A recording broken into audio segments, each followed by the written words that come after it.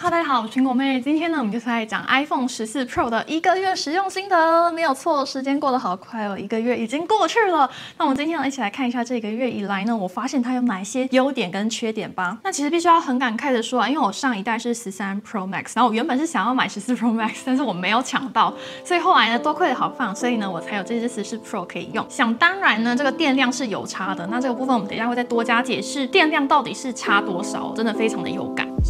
那首先呢，我想要讲到2个我自己觉得非常有感的功能，就是随选萤幕跟动态导啦。那我觉得呢，如果你上一只手机也是 iPhone 的话，你会非常的不习惯它的萤幕一直随时都是亮着，你会很想要把它关起来。而且我上一次做开箱的时候，我有跟大家讲说，它好像会在发现附近没有动静，就是没有人的时候，偷偷把萤幕关掉，等到它一发现有动静的时候，它就赶快又把那个随选萤幕显示出来。后来证实这是真的，但是我非常好奇，就是它是怎样侦测附近有人的？是用 LiDAR 还是相机还是用声音呢？不过必须要说，它是一个还蛮聪明的功能。然后我觉得它的随选萤幕呢，跟一般锁定画面其实没有差多少，基本上资讯是完全一模一样，只有差在你要使用上面的功能的时候，你必须要先点一下，让它变回原本的锁定萤幕，然后你再去按你原本的功能，不然它原本在这个锁定画面的界面呢，你按任何东西都是不会直接执行的。例如说，我之前很常用到在锁定画面直接进到控制中心，就是从右上往下滑，这个部分呢，你一定要先点一下萤幕，让它亮起来，然后才能打开控制中心。在随选萤幕的状态下呢，它对任何的滑动都是没有感觉的，你一定要点它一下，它才会亮起来。不过话说回来，其实我觉得随选萤幕是一个还不错的功能啦，只是还要再多给我一点时间来适应它随时亮着这件事情。然后我发现有一些观众问我说，这个功能可不可以关起来？答案是可以的，就是你到设定里面就可以把随选萤幕关起来咯。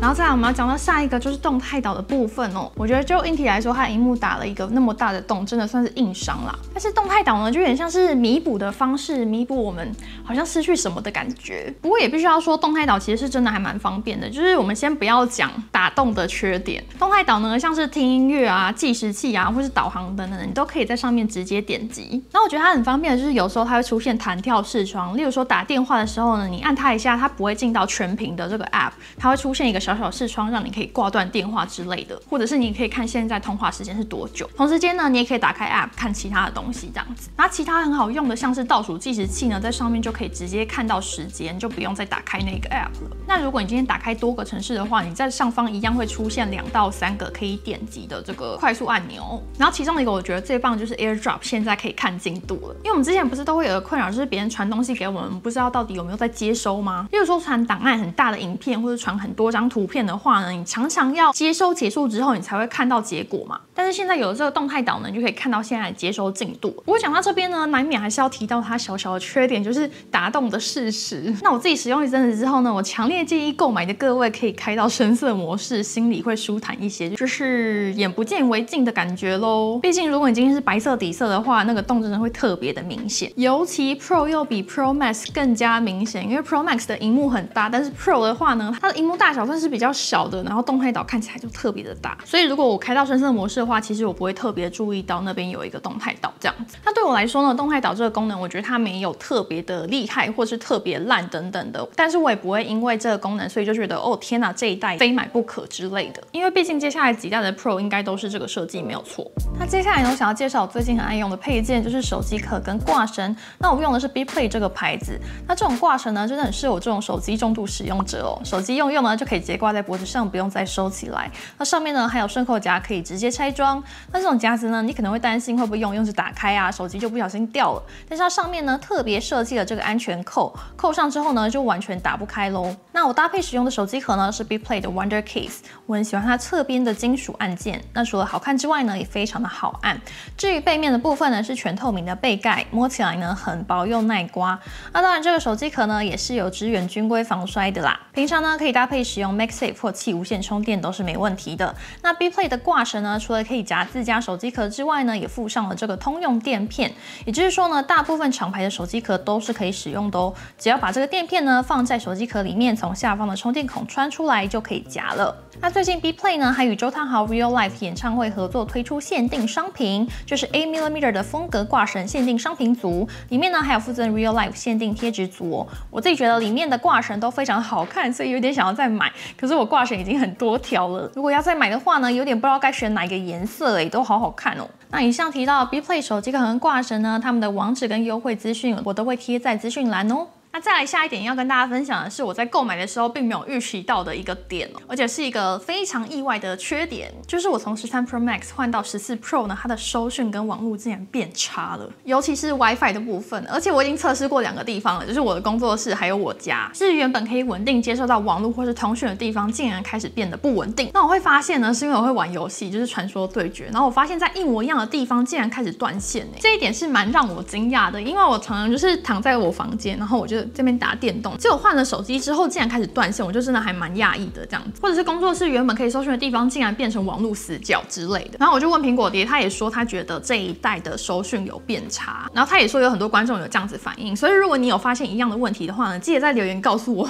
让我知道我不是孤单的。我觉得这应该是让我最失望的点吧。那下一个呢，我们要来讲电量的部分哦。不过这部分也是我自己的问题啊，因为我本身是一个手机的重度使用者，大家可以看我的电量使用表，我一天都可以用到100多%，就是我会打游戏啊，然后还有不关荧幕的坏习惯。然后这次14 Pro 呢，我一天基本上都要1-2充这样子，就是我的工作天一整天用完之后呢，回家就不太能打电动，因为它一定会跳出低耗电模式的警告。还有加上水显荧幕的部分，我觉得多少还是有影响到电量啦。不过水显荧幕的部分你可以选择关闭就是了。那这个部分呢，让我非常有感，原因就是因为我从13 Pro Max 换过来嘛。那原本13 Pro Max 我觉得它的电量是让我用的还蛮充裕的，就是我不太需要焦虑或是担心说电会不够。但是这一只手机真的让我很焦虑，所以我之后有可能会把这只 Pro 卖掉，然后换成14 Pro Max。那虽然说它的续航力表现普普呢，但是我必须要称赞它的重量还有大小，我觉得是还蛮刚好的，就是荧幕大小适中，然后重量也可以接受，不然 Pro Max 真的非常的重。所以这个部分呢，在考虑的各位可能就是要去取舍，你是宁愿重量重很多，然后电池不需要担心呢，还是说你要选一个重量比较刚好，但是电池电量就表现不是那么好的 Pro 呢？不过我还是要澄清一下，因为我这个人就是以 iPhone 为生，一天到晚就是在用手机，我的荧幕开启时间一天都可以高达8-9个小时，所以我觉得一般用量应该是还好啦。那接下来我们进到相机表现的部分，我自己是一个不常拍照的人，但是我自己1个月使用下来，我觉得14 Pro 呢，它的表现真的还蛮不错的。就是这次呢，你用主镜头拍食物啊、拍宠物，就算光源不是很好，表现也是蛮优异的。那我觉得这次 Pro 系列新增的2倍镜，我觉得还蛮好用的，就是说拍食物啊、拍宠物等等的，你就不用手机拿很近，你远远的就可以拍得很清楚。然后另外在录影的部分呢，这次有新增动作模式，但是我到现在都还没有机会测试，因为我都没有出去玩。好想去日本玩哦！听说东京的迪士尼门票已经被抢爆，但是我觉得动作模式应该是会还蛮实用的。例如说你出去玩啊，你想要拍 vlog 等等的，就是有防手震的效果这样子。好，接下来我们要讲到另外一个大重点，就是 iOS 16。那 iOS 16呢，这一次新增了一些新功能，像是锁定画面啊，或是相簿的新功能。我觉得锁定画面是还不错啦，就是多了几个按钮可以按这样子。但是我觉得新增桌布的部分让人非常的 confusing， 就是让人很困惑的感觉。因为有太多人问我说，主画面的桌布到底要怎么新增？就是现在的主画面跟锁定画面的桌布是要一起设定的。如果你要单独设定主画面的话呢，你一定要进到设定里面，然后按那个主画面的设定按钮，不然在任何其他的地方，它一定会要你从锁定画面开始设定。所以这是一个小小让人非常困惑的地方。然后除了刚才讲就是收讯变差的问题之外呢，这次 iOS 16还有一个蛮大的问题，就是它会漏讯息耶。就是用 iMessage 传讯息的话呢，我会说大概有10%的几率对方是不会有通知的。然后另外这一版在使用很多 App 的时候也会卡住，就是有很多按钮突然不能按之类的，你一定要把它划掉重开才会正常。我是有点不太清楚为什么这一次会这样子，不知道是新手机的问题还是 iOS 16的问题。不过这个部分也有可能是因为那些 App 还没有针对 iOS 16进行优化这样，所以就不太确定说要怪谁，到底要怪苹果还是怪那些 App。好的，那总而言之呢，我觉得这一次14 Pro 表现还算是不错啊，就是如果你今天手机真的已经不行了，我觉得它也是一个还不错的选择。就是我不会觉得说哦天哪这一代很烂，千万不要买，它还是一只很好的手机。因为对我来说呢，我觉得手机转换顺畅，然后使用体验整体是舒服的，对我来说呢才是最重要的。好，那不知道大家这一个月使用起来有什么样的心得呢？或者是你还在犹豫要不要添购呢？欢迎在留言区跟我一起讨论哦。好，那我们今天的分享就到这边，我们下次再见喽，拜拜。